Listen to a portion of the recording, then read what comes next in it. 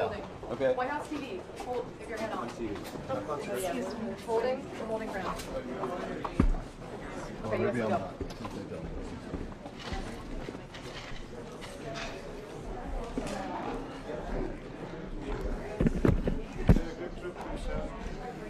Great.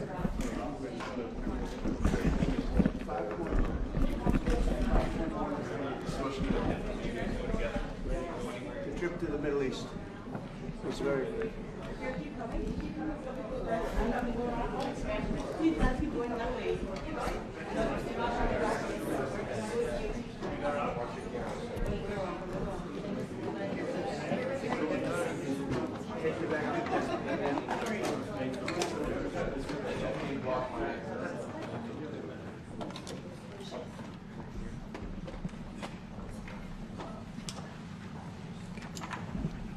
Thank you very much, everyone. It's a great honor to be with the President of South Africa, President Ramaphosa, and he is a man who is certainly in some circles really respected, other circles a little bit less respected, like all of us, in all fairness, like all of us. We all like that. We also have a few of my friends. Ernie Els, a great golfer. He's a truly great golfer.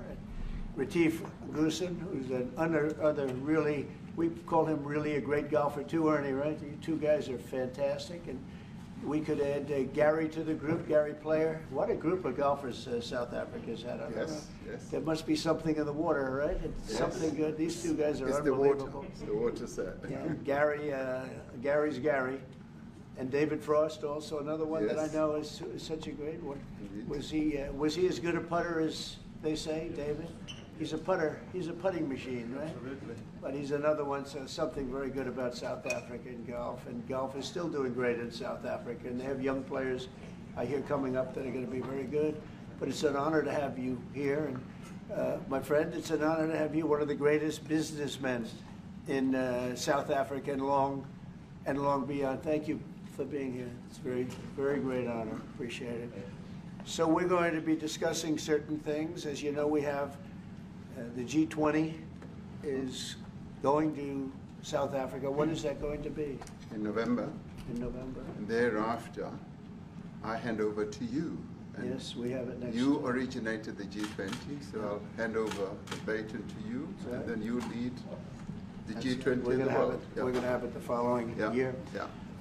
So we'll be discussing many things, and some of the things you've been reading about in the papers and Yes. the media.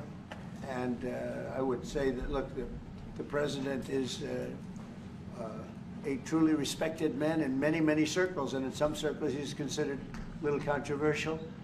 But we're going to be discussing some of the things that are taking place in South Africa and see if we can help. And we want to help. And we've had a long relationship with South Africa. I have, because indirectly I have so many friends that live there. I have a lot of friends. I mean, these are famous guys, but I have a lot of friends that live there that are tremendous people. And we'll be discussing that. We'll have a nice conversation, and I really appreciate that you guys came along. It really helps us in our thought process. But it is a great honor to have you, and I appreciate you called. He called. I don't know where he got my number, but I picked up. He said, I want to come over and see you. And, that was my honor, and thank you very much for being here. You're most welcome. Thank you Most very welcome. much. Well, thank you very much for welcoming us to this reformed White House. I've been here before, and it looks really fantastic. I must congratulate you. Thank you. But I also thank you for allowing our delegation. This is a very mixed delegation that you've got. We've got people from government, my ministers. I've got someone from the trade union movement who we really collaborate with, and from business as well, and our sporting legends. When I spoke to you, you said, yes, come along and bring Gary Player, bring Ernie Els and Retief Goosen. I've brought the two of them. Gary what Player, happened to Gary? I spoke to him, and he said, look, I'm getting rather on in my years, but wishes us luck in this discussion with you. So it's a real joy, and I'd also like to thank you for allowing your people to start discussions with us at the trade level. I mean, we are essentially here to reset the relationship between the United States and South Africa. We are long-standing partners in many, many ways. We've collaborated in many fields, in space issues, in energy, and in trade, and we therefore need to reset that, particularly in the light of some of the announcements that you made on trade and investment.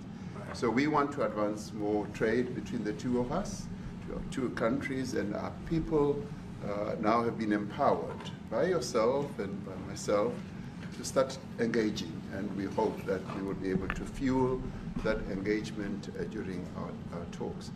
And we also want to discuss issues that have to do with how we promote further investments in both countries. We've got about 22 companies from South Africa that have invested in the US, thus creating a number of jobs.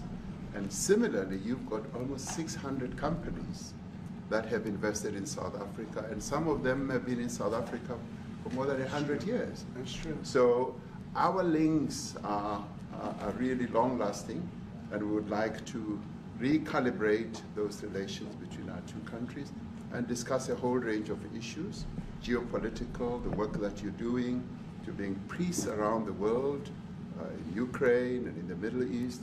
So we value that, and we are also a great contributor to peace processes that are going on around the world. And of course, we want to discuss how we can support each other. You are a much bigger economy than we are. We're just a tiny economy, but we rely on each other on a number of issues. We've got critical minerals that you want to fuel the growth of your own economy and reindustrialize. So we have that on offer, including rare earth minerals.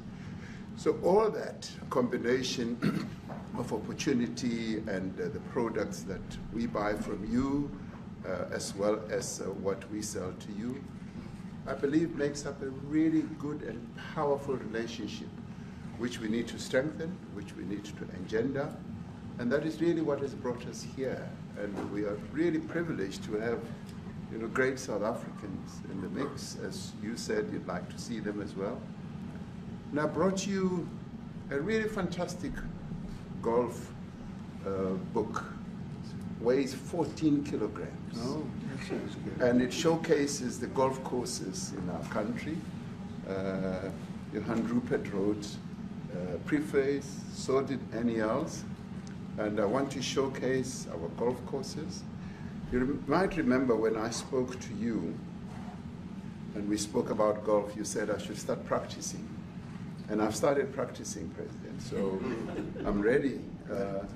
But let me end just the introductory remarks by thanking you. You may not recall that 5 years ago I spoke to you during the COVID period. Right. And it was at a time when the whole world was going through a really cathartic moment. Right. And we asked for assistance, and you were able to assist us with respirators,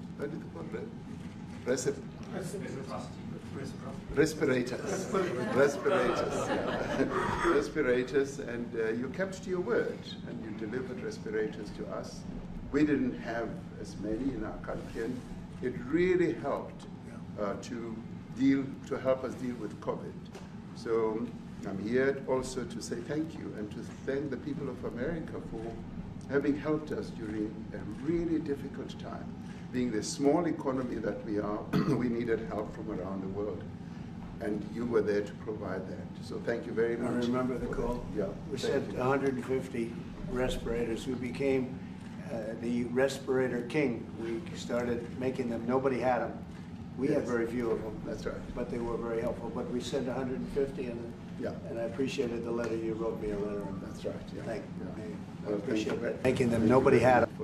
Really Very few of them. That's right. But they were very helpful. But we sent 150, and I appreciated the letter. You wrote me a letter. That's right. Yeah. Thank you. Yeah. I appreciate that very much. Thank you very much for that. It really touched my heart after I spoke to you and you delivered. It's a great honor. Thank you very much indeed. Thank you. Yeah. Yeah. Any questions, please? Mr. President, we've welcomed white Afrikaner refugees here. Can you explain to Americans why it's appropriate to welcome white Afrikaners here when other refugees like Afghans, Venezuelans, Haitians have all had their protected status revoked? Well, this is a group, NBC, that is truly fake news. They ask a lot of questions in a very pointed way. They're not questions, they're statements. We've had tremendous complaints about Africa, about other countries too, from people. They say there's a lot of bad things going on in Africa, and that's what we're going to be discussing today. When you say we don't take others, all you have to do is take a look at the southern border. We let 21 million people come through our border, totally unchecked, totally unvetted. They came from all over the world. In many cases, they're criminals. They come from prisons. They come from mental institutions. They come from street gangs. They're drug dealers. So don't say that we didn't take them. We take them. We're trying to get them out as fast as we can. And we're doing record business on that. And we just won a big case where we're allowed to send back hundreds of criminals to Venezuela. Just won that today in the Supreme Court. I'm happy to hear. But we do have a lot of people are very concerned with regard to South Africa, and that's really the purpose of the meeting, and we'll see how that turns out. But we have many people that feel they're being persecuted, and they're coming to the United States. So we take from many locations if we feel there's persecution or genocide going on. And we had a lot of people. I must tell you, Mr. President, we have had a tremendous number of people, especially since they've seen this. Generally, they're white farmers, and they're fleeing South Africa, and it's a very sad thing to see. But I hope we can have an explanation of that, because I think that certainly will be a subject that comes up. It's kind of a different meeting. Normally we have meetings, we talk about trade, and we'll be talking about trade and other things. According to him, Letitia James says that the alleged mortgage fraud was simply a mistake. I want to get your thoughts on that. She put down that her father was her husband in order, and this is very similar to, I guess, the false accounts they have on here. Well, I don't know what it is currently, but Letitia James, who's the Attorney General of New York State, it seemed, I'm not involved in that at all. I know it's being handled by various groups, I guess, but it's major fraud, mortgage documents, and fraudulent everything. I think she said the father was her husband, which she had to have a husband, or so she chose her father, and she put it down, and she had didn't she sign in Virginia, yet she said she lived in Virginia, yet she's the New York State Attorney General, and she did that for tax reasons, so she could take advantage of taxes. And she had the wrong number of units. She had a much different number, which wouldn't have allowed her to qualify and scam the government. So I don't know. I think she's very bad for New York, but I really don't know too much about it, but I appreciate the question. Yes, thank you very much. Yes. Mr. President, for you to be convinced that there's no genocide. Please. Thank you, Mr. President. So May 25th will be the celebration of Africa Day, which pretty much a lot of celebration will be taking place around the world, including the States. What is your message to the entire African continent, African people, in this important occasion? Well, I want to see peace, and I want to see happiness. I want to see health, and you have incredible land. There's tremendous value. A lot of countries don't have that value in the land, the value you have. We have a situation, I think you probably heard about it. We've done, through some very talented people, helped settle a war that's been raging for years, Rwanda and the Congo. And I think we've done it. Believe it or not, I think we've done it. And could you just say a few words about that, my friend? Yes. A couple of weeks ago, the two parties signed a declaration of principles in which they agreed on the way forward. And they have both submitted draft peace agreements, and we have put together one that incorporates both of their suggestions, and we've given it to them. So we're in the process of finalizing Looking this. Good, right? Looking very good. No, we have to thank you for even those efforts, because the African continent, particularly SADC, our Southern African Development Community, has for years been seeking to foster peace in the Democratic Republic of the Congo. So all efforts, including those from outside the continent and inside the continent, are really worthwhile. we are removing our troops from there so that peace can then prevail in that whole area. And we hope that with the support of the international community, we will really have peace in that area. It's so vital, it's so important for the whole region. Well, we sent our people there, and I think we did a very good job, as headed by my friend, and that was great. That was great. I mean, I'm just hearing phenomenal reports because all I'm hearing is death, and they're chopping heads off, and it's horrible over there. And it was really brave of you to go there, and I really appreciate it. And it looks like we have something very, very substantial. We also talked about trade with them in terms of rare earth and all, but really more for the. It's like if you take a look at what we just did with Pakistan and India, we settled that whole thing, and I think I settled it through trade. We're doing a big deal with India. We're doing a big deal with Pakistan, and I said, "What are you guys doing?" You know, somebody had to be the last one to shoot, but the shooting was getting worse and worse, bigger and bigger, deeper and deeper into the countries, and we spoke to them, and I think you know, I hate to say we got it settled, and then 2 days later, something happens, and they say it's Trump's fault, but Pakistan has got some excellent people and some really good, great leader. And India is my friend, Modi. And he's a mutual friend. Yeah, he's a great guy. And I called them both, and we just did something good. We're trying to settle Russia, Ukraine. Spoke with President Putin for 2.5 hours the day before yesterday. I think we made a lot of progress, but that's a bloodbath. 5,000 people are being killed a week, 5,000 soldiers a week, not including people in cities and towns that are also being killed. So we're trying to help.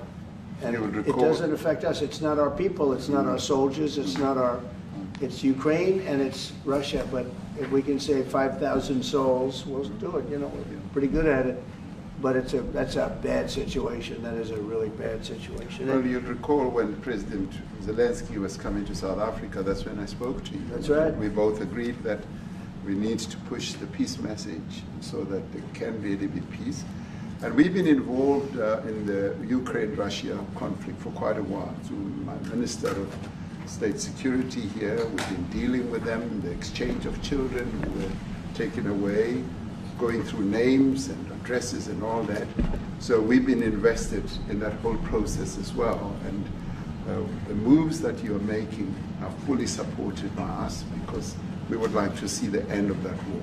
It's true. I called Zelensky, and they said, he's in South Africa. I said, what the hell is he doing in South Africa? He was talking to us. We got this straight. That's a strange one. I said, what are you doing in South Africa? Yes. That's a strange one. He's trying to make peace. Or we're taking him.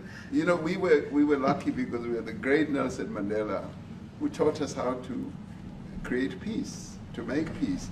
So we were imparting some of those lessons to him, some of those learnings, and I specifically mentioned to him that this is how Nelson Mandela taught us, that when you want to have a peace in a country, do it on an unconditional basis and sit down and talk. And that's precisely what I'm sure he's going to heed. Well, we're going to see what happens with that one. It's there's a lot of hatred, there's a lot of death. It's a bloodbath. It is.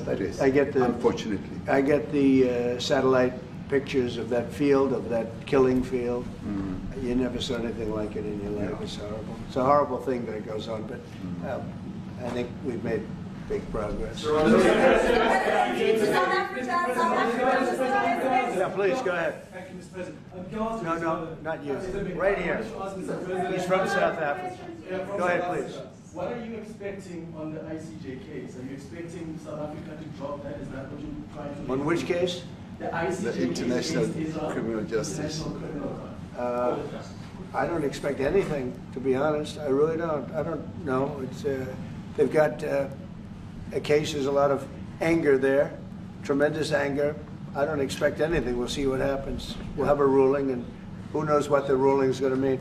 Yeah. On that subject of Gaza, Mr. President, are you going to be speaking to Prime Minister Netanyahu about Israel's renewed offensive there? There's been a lot of concern from European countries. The Pope has expressed concern. Are you going to be asking Prime Minister Netanyahu to tone down the offensive in Gaza, to let more aid in? Was that a question or a statement? It's a question. This guy's, you never change. Mr. President, this time, what Please. will it take for you to be convinced that there's no white genocide in South Africa?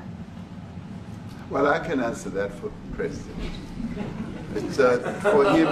No, seriously. I'd rather have him answer. Yeah, I'd rather answer that. It will be. Our President will respond to you. Yeah, let me, Thank you, Mr. President. it will take President Trump listening to the voices of South Africans, some of whom are his good friends, like those who are here.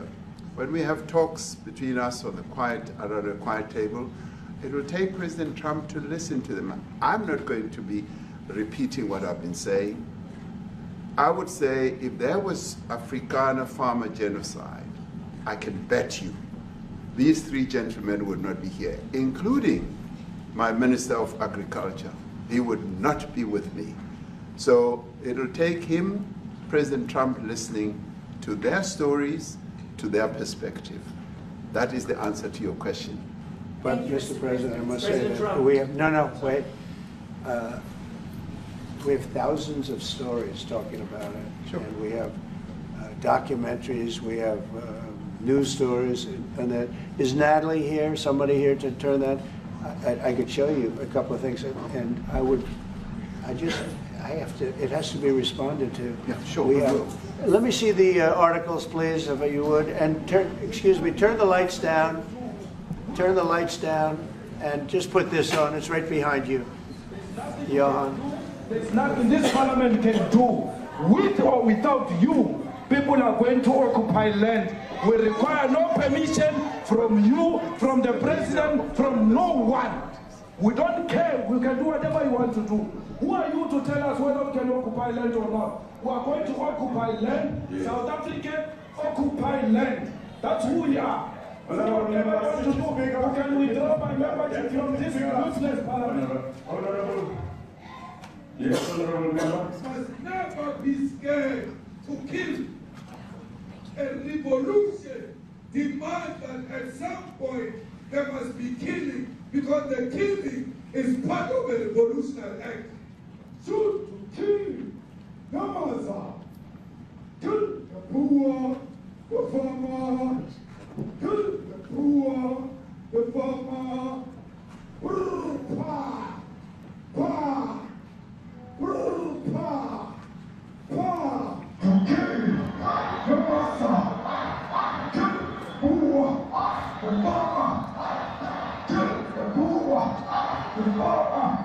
The mayor of DA in PE is a white man. So these people, when you want to hit them hard, go after a white man. They feel a terrible pain because you have turned a white man. Not because Mashaba and Suri will not be touched. They will be touched, no one. But we are starting with this whiteness. We are cutting the throat of whiteness. Shoot to kill, Namaza. Kill the brewer, the farmer. Kill the brewer, the farmer. Pa, pa, pa. Shoot to kill, Namaza. Kill the brewer, the farmer. Kill the brewer, the farmer. Pa, pa, pa, pa. I don't know what's going to happen in the future. I'm saying to you, we have not called for the killing of white people, at least for now. I can't guarantee the future. Yeah, but you'd understand somebody watching that, especially as it gets shared on Twitter. They freak out. It sounds like a genocide on Twitter.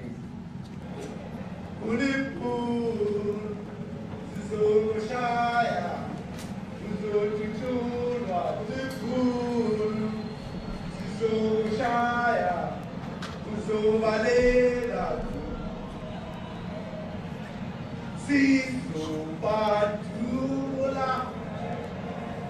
Asobalega Sisupatula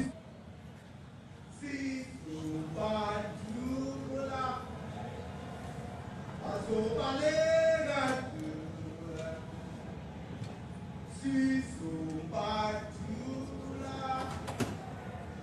Asobalega. Who will expropriate land without compensation, whether they like it or not. If they object, they can seek refugee in America. Now this is very bad. These are burial sites right here. Burial sites. Over 1,000 of white farmers, and those cars are lined up to pay love on a Sunday morning. Each one of those white things you see is a cross, and there's approximately 1,000 of them. They're all white farmers, the family of white farmers. And those cars aren't driving, they're stopped there to pay respects to their family member who was killed. And it's a terrible sight. I've never seen anything like it. Both sides of the road, you have crosses.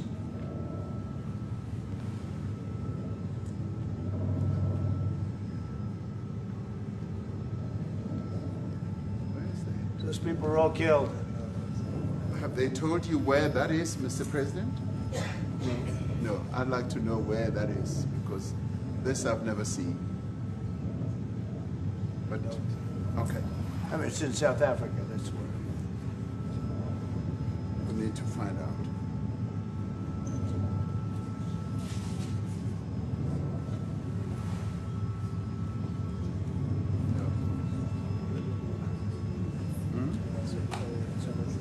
I don't know. Huh? I don't know. Okay. Mr. President, the Pentagon announced that it would be accepting a Qatari jet to be used as Air Force One. Perhaps What are you talking about? What are you talking about? You know, the Pentagon. You gotta get out of here. What does this have to do with the Qatari jet? They're giving the United States Air Force a jet, okay? And it's a great thing. We're talking about a lot of other things. It's NBC trying to get off the subject of what you just saw. You are a real, you're a terrible reporter.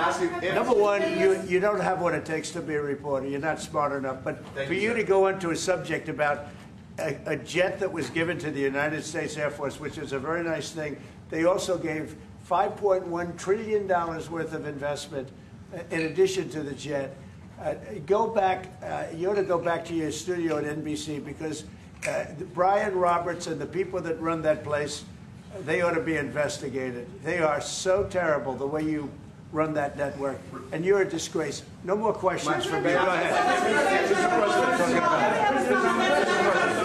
Go ahead, talk about that. Please, may we have a South African His name is Peter something. He's a terrible reporter. If they're committing genocide, why invite them to the White House? I'll be quiet. Sure, that's my question now. Let's go. Thank you so much, President Trump. Annika Larson from ENCA in South Africa. Thank you very much. Thank you very much. What would you like President Ramaphosa to do about the situation? I don't know. Seen on the screen? I don't know. Look, these are articles over the last few days. Death of people. Death, death, death, horrible death. Death, I don't know. But you know that To pick anyone, white South Africans are fleeing because of the violence and racist laws. And this is all, I mean, I'll give these to you. So when you say, what would I like to do? I don't know what to do. Look at this. White South African couples say that they were attacked violently. President Trump, when will you go and see for yourself if it is? Well, I could do that. Look, here's burial sites all over the place. These are all white farmers that are being buried. And he asks about a jet that was given. You ought to be ashamed of yourself. You know, you are so bad. You're such a bad reporter. If they're committing genocide, why invite them? So if they are committing genocide, why invite the South Africans to the White House? President Trump? Mr. President This is one after another. This family was wiped out. I'm just look at.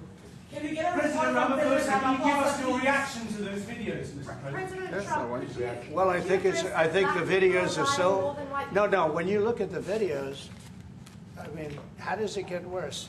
And these are people that are officials, and they're saying that kill the white farmer and take their land.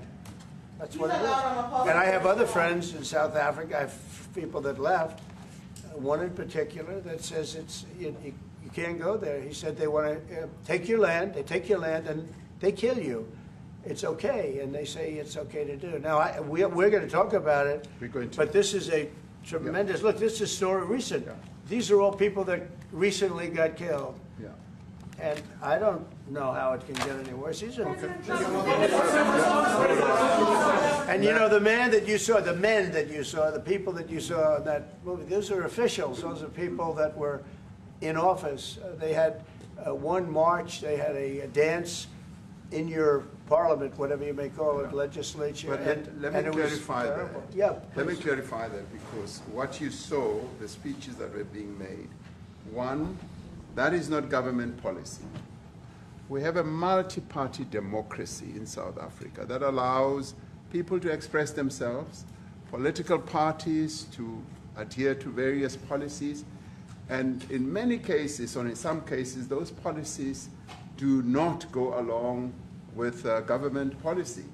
Our government policy is completely against what he was saying, even in the parliament. And they're a small minority party, which is allowed to exist in terms of our constitution. But you do allow them to take land. No. You do allow them to take land. Nobody can take land. And then when they take the land, they kill the white farmer. And when they kill the white farmer, nothing happens to them. No, there is nothing happens to them. There is criminality in our country. People who do get killed, unfortunately, through criminal activity, are not only white. Majority of them are black people. And we have now The farmers are black. The farmers are not black. I don't say that's good or bad, but the farmers are not black. And the people that are being killed in large numbers, and you saw all those grave sites, and those are people that loved ones going, I guess on a Sunday morning, they told me, to pay respect to their loved ones that were killed. Their heads chopped off. They died violently. And, you know, I mean, we're here to talk about it, and I didn't know we'd get involved here. But I will say this, that if the news wasn't fake, like NBC, which is fake news, totally, one of the worst, ABC, NBC, CBS, horrible. But if they weren't fake news like this jerk that we have here, if we had real reporters, they'd be covering it. But the fake news in this country doesn't talk about that. They don't want to talk about it, but now they have to talk about it. But they won't. This won't even be a subject. They'll have him talking about why did a country give a free, think of this, why did a country give an airplane to the United States Air Force? Okay, the United States, not to me, to the United States Air Force, so they could help us out, because we need an Air Force One until that's Air Force One, it's being built, 2 of them being built. But Boeing's a little bit late, unfortunately. So why did they give us a plane to the United States Air Force? That's what that idiot talks about after viewing a thing where thousands of people are dead. I'm sorry, I don't have a plane to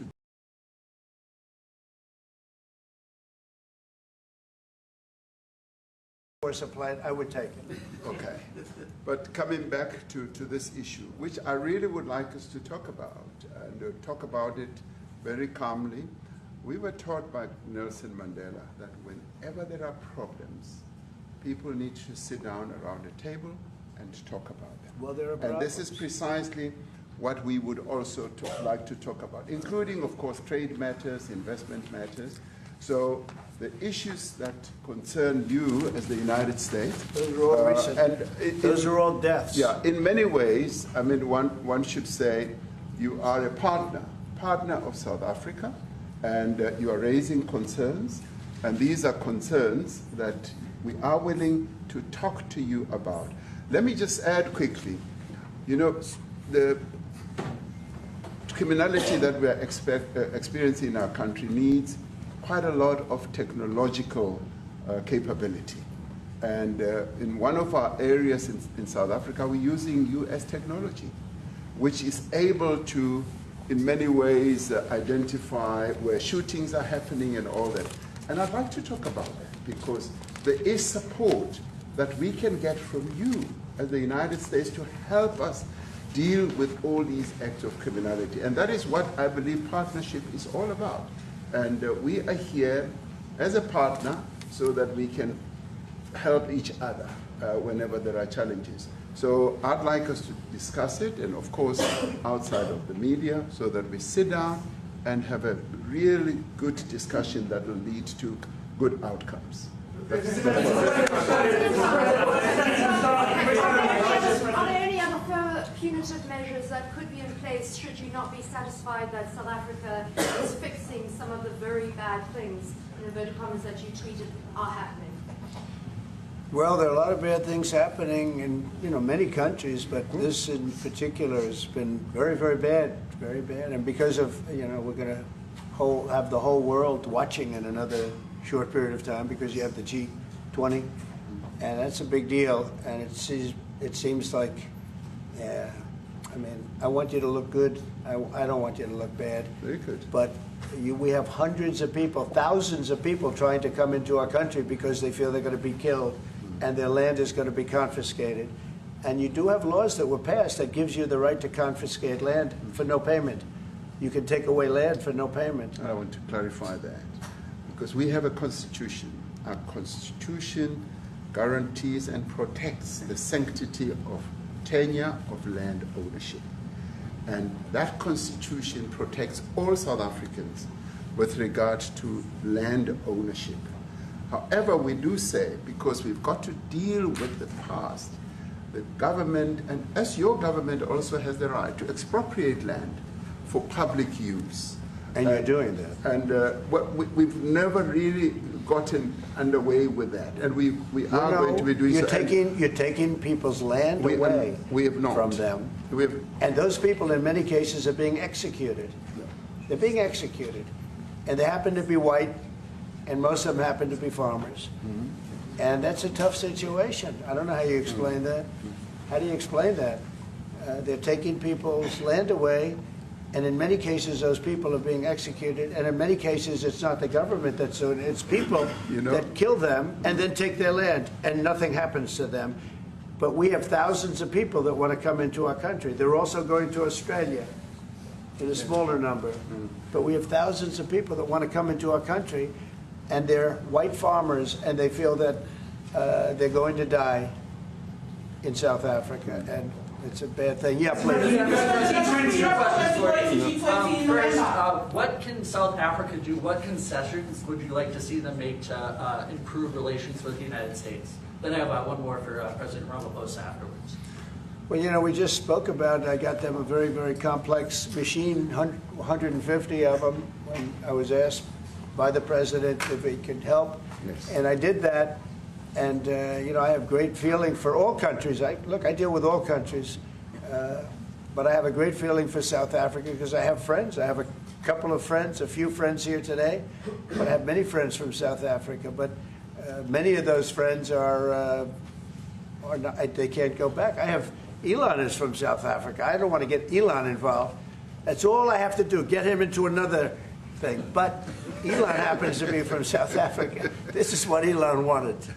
He actually came here on a different subject, sending rockets to Mars, okay? Yes. He likes that better. He likes that subject better. That's right. But Elon is from South Africa, and I don't want to talk to him about that. I don't think it's fair to him. That's right. But I will say that people are fleeing South Africa for their own safety.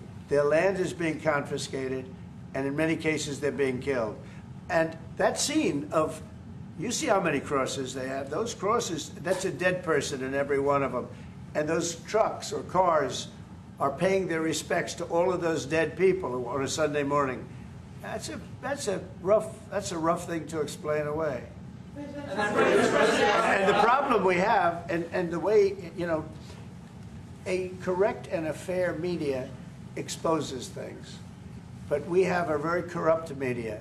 They won't even report this.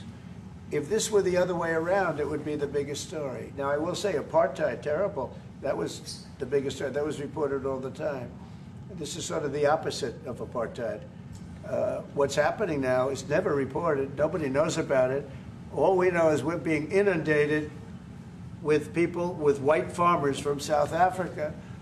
And it's a big problem. Marco Rubio was telling me he's never seen anything like it.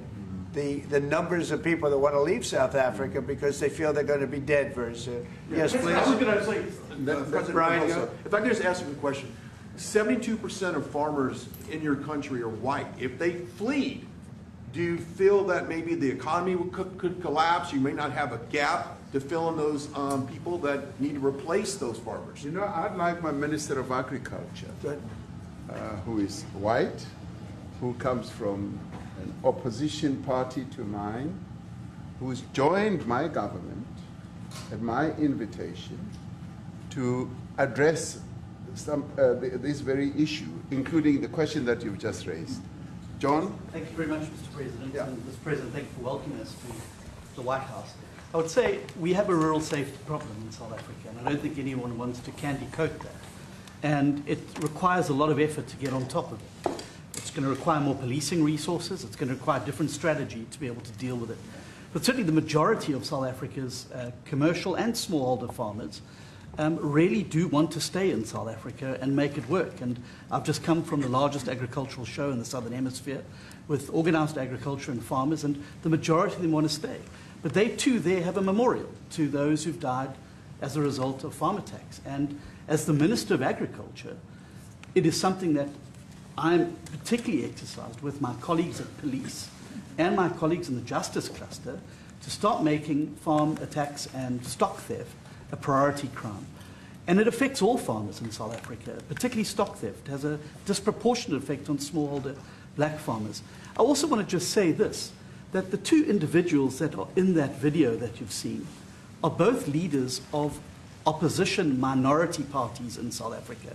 Mkhonto weSizwe under Mr. Zuma and the economic freedom fighters under Mr. Malema. Now the reason that my party, the Democratic Alliance, which has been an opposition party for over 30 years, chose to join hands with Mr. Ramaphosa's party was precisely to keep those people out of power. We cannot have those people sitting in the union buildings making decisions. And that is why after 30 years of us exchanging barbs across the floor in Parliament and trying to get one over on each other, we've decided to join hands precisely to keep that lot out of government. Because the day they get in to the doors of the union buildings in South Africa or control of our parliament, that's what you're going to see. And that is why this government, working together, needs the support of our allies around the world so that we can strengthen our hand, grow our economy, and shut the door forever on that rabble getting through the doors of the union buildings, because then South Africa's future would be... So you denounced that type of language in the video that you saw? Oh yes, we've always done so.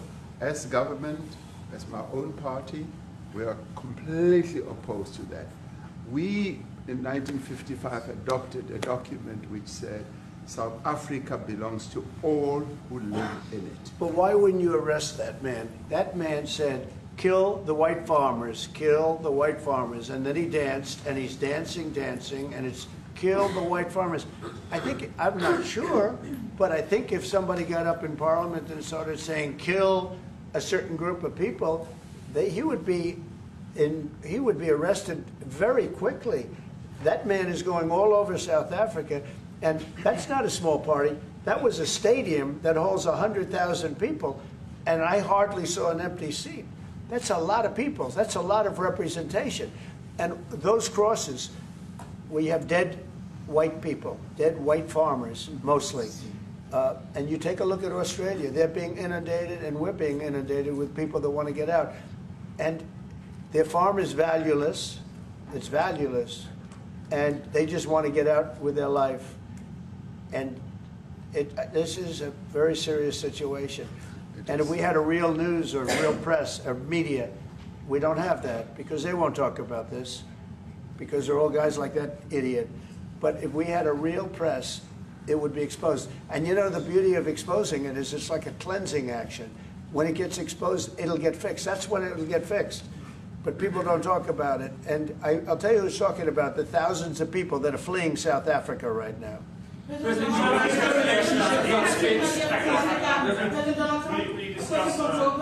USAID, the devastating impact the cuts are having across the African continent. Yeah, well, it's devastating, and hopefully a lot of people are going to start spending a lot of money. And I've talked to other nations. We want them to chip in and spend money too. And we've spent a lot, and it's a tremendous problem going on in many countries. A lot of problems going on. The United States always gets the request for money. Nobody else helps, as you know. Europe doesn't help. Europe hasn't given anything. All they do is sue our companies. You know, they sue Apple, and they sue all of our companies. Apple had to pay $17 billion on a nonsense lawsuit. Very unfair. But we're going to always be there to help. If the Afrikaner is shown rightly South African broadcasting, if this Afrikaner resettlement issue is resolved, you're going to go into a room after this, you guys are going to talk. If it is resolved, what is the potential for the future-looking relationship? It's fantastic. It's got to be resolved. It should be resolved. I mean, it's a little bit bad when you see a stadium with 100,000 people in it, because that means it's more than just a little movement. It's a pretty big movement in South Africa. So it has to be resolved. It'll be the end of the country if it's not resolved. But is there potential for the relationship moving forward? I hope so. That's why I'm here. I mean, I'm not here for my health. I'm here to see if we can do something. No, I'd like to see. I have friends. I can tell you, Ernie Els and Retief Goosen, they feel so strongly they wanted to be here on behalf of South Africa, not on behalf of me. Yes. And, you know, they said, can we be here for this? Because they love the country. Ernie, do you guys want to say a couple of words or anything? I hate to put you in this, but this is tougher than sinking a 3-footer. They have, and they've sank many 3-footers. Thank you, Mr. President. And thanks for the honor of being here. We've known each other a long time. We have spoken. You know, we're proud South Africans. I still have my South African passport. You know, we travel with this passport, you know, and I got my visa here. So, you know, but we want to see things get better in our home country. That's the bottom line. It's been 35 years since the transition. President Ramaphosa was right in the middle of the transition time in 1990 and before that. So it's been 35 years of ANC government. And I know there's a lot of anger, you know, through the transition. There was a lot of stuff happening in the apartheid days. You know, we grew up in the apartheid era. But I don't think two wrongs makes a right. You know, President Mandela, when he came out of prison for all that time, didn't come out with hatred, you know, and really unified our nation through sport. You know, we won the Rugby World Cup in '95. 4 times. We won the African Nations Cup, soccer. You know, we won some majors as golfers and so forth. So what I'm trying to say is, you know, this has been a long time coming. That's why we really wanted to meet you, meet the administration, and see our way forward, because we still want to see our country flourish. You know, we've got some great things going on. Business is getting involved with government. Farmers are getting involved in local municipalities, trying to rebuild some of the infrastructure that's been decaying for a long time. So there's a lot of coexistence going on and help from a lot of areas. But I feel we need the U.S. To push this thing through. We've got a great ally if we can have the U.S. It's always been an ally of South Africa for a very long time, even in the days of the war, you know, up in Angola. You know, you guys helped us. So very important for us to have your support and, you know, get the change we need. Why did you do that well? He might have done that even better than he plays golf, which is almost impossible. Johan, please. Mr. President, if you had to wind all of those tapes properly, you will see I'm the biggest target of that rabble-rouser. Number one for over 10 years, Mr. Malema. In fact, the first time I met him, he was in the youth league with that gentleman, and look how he's changed. Right. We have too many deaths, but it's across the board. It's not only white farmers. And we need technological help. We need Starlink at every little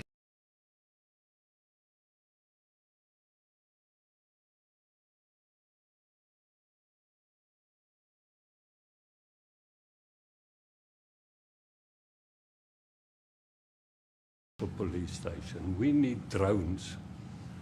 I actually got drones donated for the peace parks to stop elephant and rhino poaching. And his predecessor stopped the importation because he said the United States would spy on us. I mean, US SpaceX, the ridicule. So if you can help us. Remember, sir, you and I lived in New York in the 70s. We never thought New York could be what it became. 2 commissioners, a tough mayor. We need your help to stop this awful killing. But it's across the board. Ernie is right now building a house in George. I'm building 3 cottages for my grandchildren on a farm outside Grafrenet. Many years ago, I often go to bed without locking the door. And we have a serious problem with illegal aliens who stream across the border. And if you really look at our statistics, a lot of these murders, firstly, it's unemployment and illegal aliens. And then I met Vice President Vance many years ago at Charlie Rose show. And my wife loved his book. And she reminded me this morning that you emphasized about the devastation that occurs when big companies leave towns and cities, and there's a culture of dependency that develops. You'll see, I remember you discussing it. Now that's our problem. If we don't get our economy to grow, the culture of dependency and the lawlessness will increase. I've been against apartheid all my life, and I'm their #1 target. Please just Google my name and Malema. You'll see it, sir. He marched on the farm. But the crime is bad. The crime is terrible, sir, but Mr. Steenhuisen won't admit to it, but he runs the Western Cape, where I live. And the biggest murder rate is in the Cape Flats. Gangs. We've got gang warfare, like your M33, whatever these guys. We've got the equivalents there, but we need your help, sir. And we need Elon technology.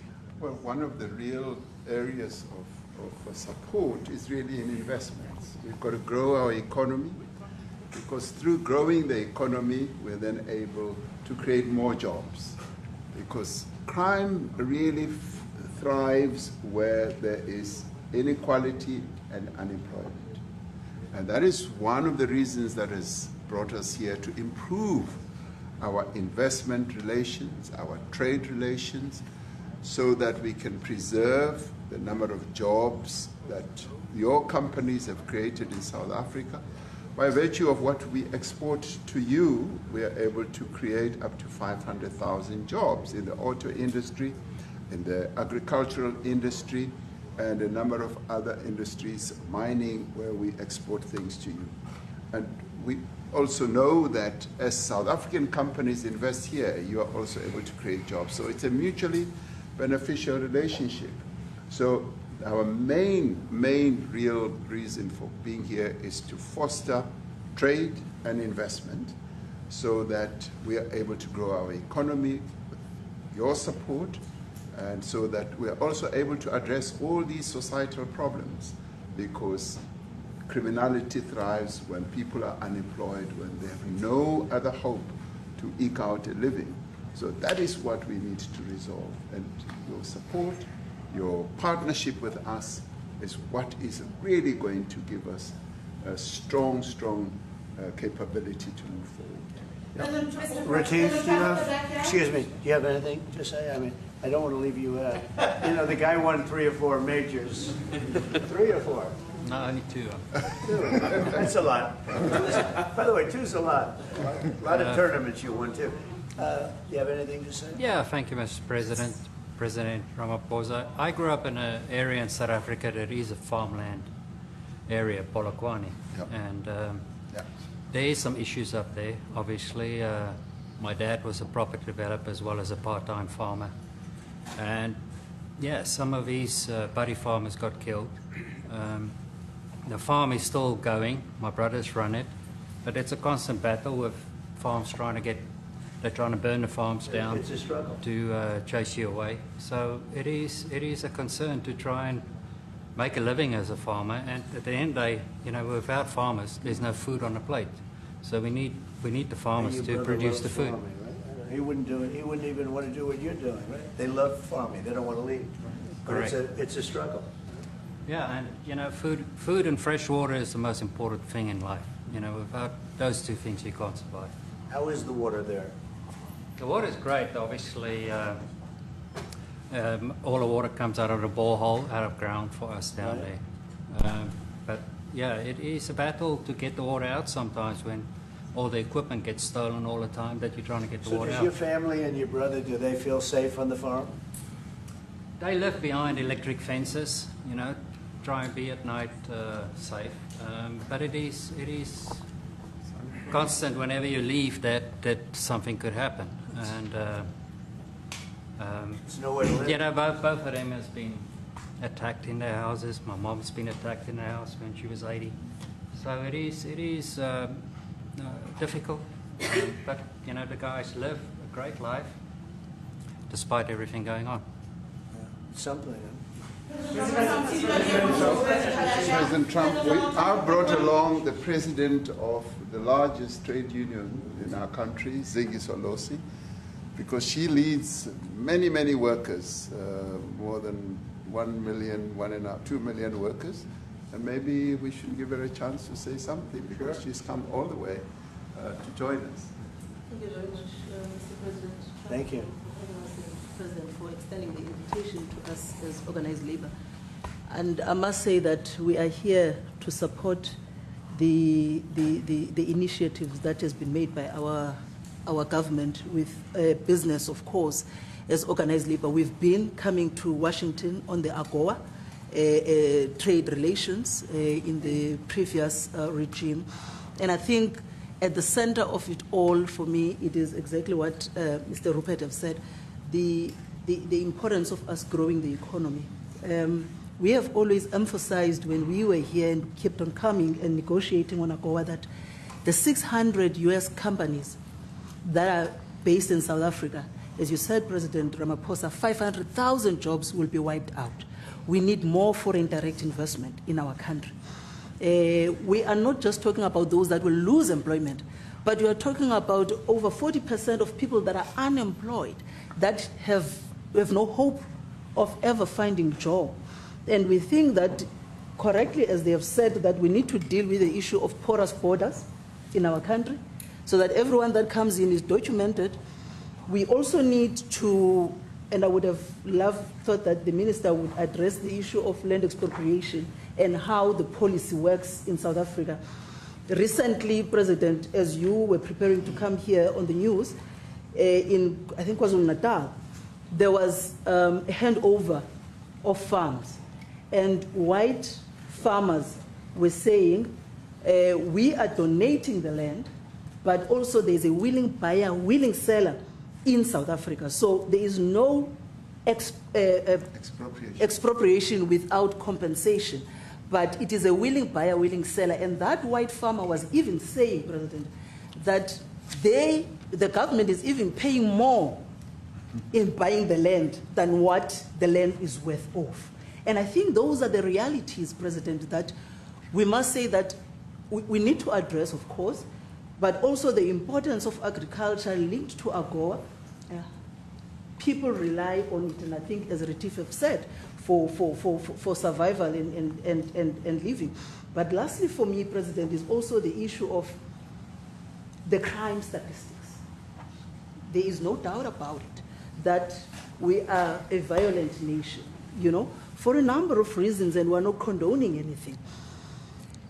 But also, if you go into the rural areas where black majority are, you would see women, elderly, being raped, being killed, being murdered. And these are black elderly women that would be found throat slits, raped multiple times, and all of that.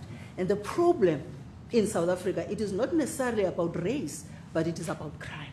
And we think that we are here to say, how do we, both nations, work together to reset, to really talk about investment, but also help us in how we can have the technology and everything that is needed, President, to really address the levels of crime that we have in our country. Thank you very much. Thank you very much. On G20, President.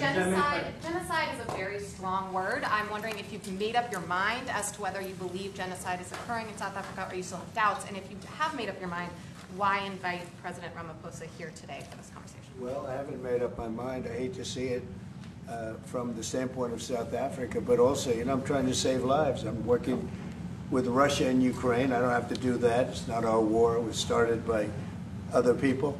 It was helped along by our past administration. It would have never happened if I were president, but I'm trying to save lives, no matter where.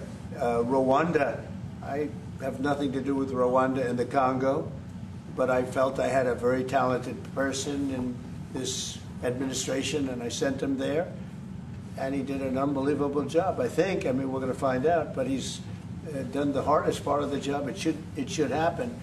If I can save lives, I want to save the lives. If it's in Africa, that's great. If it's in Europe, if it's wherever it may be. And it's a very small investment to do, believe me, compared to what the consequences are. So I hope we can do something. Look, I have so many friends. These two men, I have great admiration for them because I know what they do for a living. Yeah. And that's a very hard living. Going from city to city, from country to country, and hitting a ball 350 yards like they do, and better than you and I. Getting the ball in the hole. It's a very tough, with lots of people watching, right? Yes, that's a very tough living. You know, they're champions. I respect champions, and I respect very much. And I think the country is very lucky. They really wanted to be here. That's true. They could be elsewhere. They could be on a beautiful fairway someplace, and they wanted to be here. So.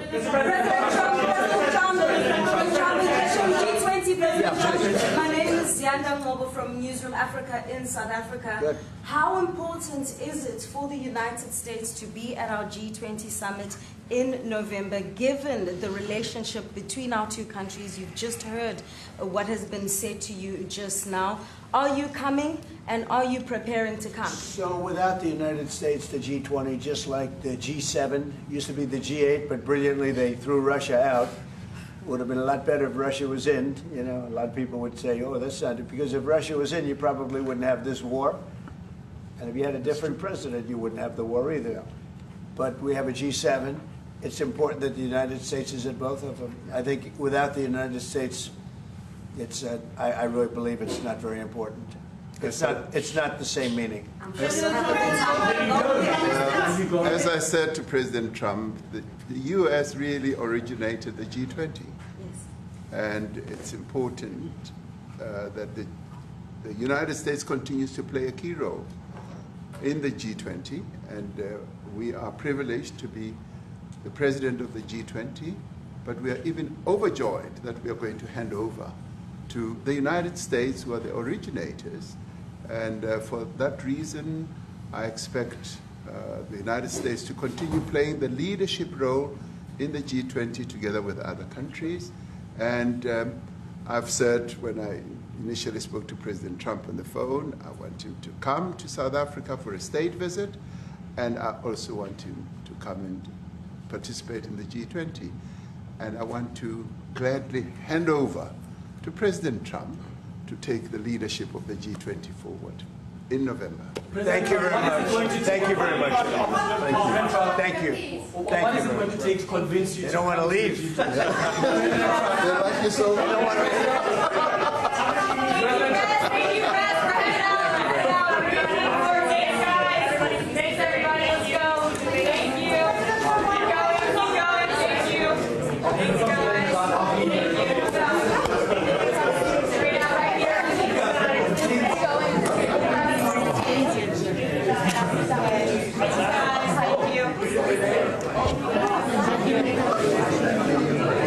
No, sorry, this way.